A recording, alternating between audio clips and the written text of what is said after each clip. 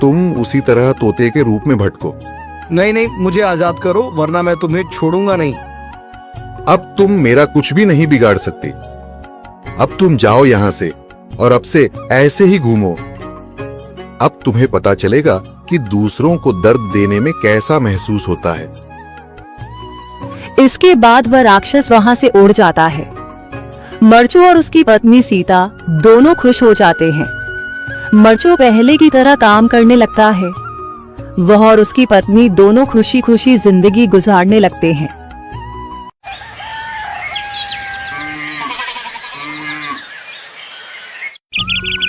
मरचू जंगल से लकड़ियां काटकर बाजार में बेचने गया, लेकिन उसे लकड़ियों के अच्छे दाम नहीं मिले। इस पर मरचू ने कहा, अरे भैया, इतने कम पैसे? इन पैसों में तो 2 वक्त का खाना भी नहीं मिलेगा। आप मुझे बहुत ही कम पैसे देते हैं। मैं इतनी मेहनत से लकड़ियां काट कर आता हूँ, लेकिन उनके पैसे मुझे बहुत कम मिलते हैं। भैया, तुम्हारी लकड़ियां होती ही इतनी कमजोर हैं कि मैं इससे ज्यादा पैसे नहीं दे सकता। तुम्हारी लकड़ियों के बस इतने ही पैसे बनते हैं। अरे भैया, कुछ ज्यादा कर दो ना।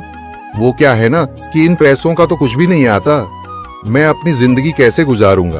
भैया, तुम जाकर अच्छी लकड़ियां लाओ, तभी इन लकड़ियों का अच्छा दाम मिल पाएगा, वरना इन लकड़ियों का तो यही दाम है।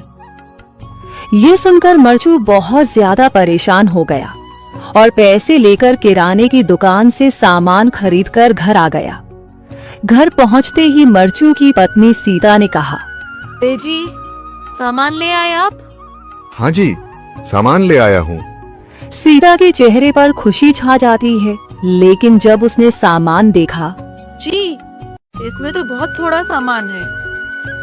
हाँ सीता, मुझे पता है कि यह सामान बहुत थोड़ा है, लेकिन मैं क्या करूं? मेरे पास जितने पैसे थे, मैं उतने का ही सामान लेकर आ गया हूँ। इस तरह हमारा गुजारा कैसे हो पाएगा जी? आपको तो पता ही है कि हम कितनी मुश्किलों से गुजारा करते हैं। हाँ हाँ, मुझे पता है, लेकिन मैं कर भी क्या सकता हूँ? मेरे पास इतने पैसे ही नहीं कि हम एक अच्छी जिंदगी गुजार सकें। इतनी मेहनत कर रहा हूँ, लेकिन फिर भी मेहनत का फल नहीं मिल रहा। इतनी मेहनत से अच्छी लकड़ी काट कर आता हूँ, लेकिन मुनासिब दाम नहीं मिलता। मैं तो बहुत परेशान हूँ। क्या करूँ? कहाँ जाऊँ? अरे जी, आप परेशान न हो, आप कोई और काम देख लें। मैंने कई बार काम तलाशने की कोशिश की, पर किसी ने भी मुझे काम नहीं दिया। ये सुनकर सीता भी काफी ज्यादा परेशान हो गई। मरचू से सीता की परेशानी नहीं देखी गई। उसने अपनी पत्नी सीता से कहा, मैं फिर से जंगल की ओर जा रहा हूँ। अरे जी, अभी मत जाइए ना, वैसे भी शाम हो रही है। आप कल चले जाइएगा, अभी मत जाइए। ठीक है, अगर तुम रोक रही हो तो मैं नहीं जाता। मैं कल चला जाऊंगा। इसके बाद मरचू गांव में घूमने के लिए चला गया। तभी उसे एक आदमी मिला और उसने कहा, कहाँ जा रहे हो भैया? और सुनाओ, क्या हाल चाल है? जिंदगी कैसे गुजर रही है? अरे भैया, तुम्हें तो पता है कि लकड़ियां काटकर कैसे गुजारा होता है। हाँ भैया, तुम सही कह रहे हो। और आसपास के जंगलों में अच्छी लकड़ियां भी नहीं है। इसके लिए तो जंगल के अंदर जाना पड़ेगा। पर जंगल के अंदर तो काफी सारे जंगली जानवर होंगे। मुझे बहुत डर लगता है भैया, मैं जंगल में कैसे जाऊंगा? हाँ भैया, जंगली जानवर तो होंगे, लेकिन अच्छी लकड़ियां तो वहीं से ही मिलेंगी।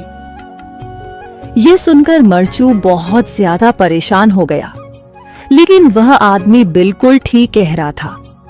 जंगल के किनारे की सारी लकड़ियां कट चुकी थीं। अब सिर्फ जंगल के अंदर ही अच्छी लकड़ियां बची थीं। अगली सुबह मरचू